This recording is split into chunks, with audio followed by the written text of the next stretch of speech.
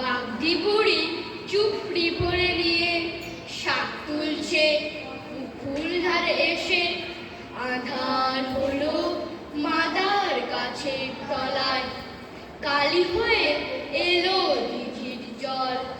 হাটের থেকে সবাই এলো ফিরে, মাঠের থেকে এলো চাষির দল।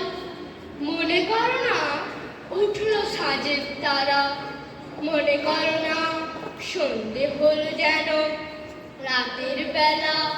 দুপুর যদি হয় দুপুর বেলা, রাত হবে না কেন?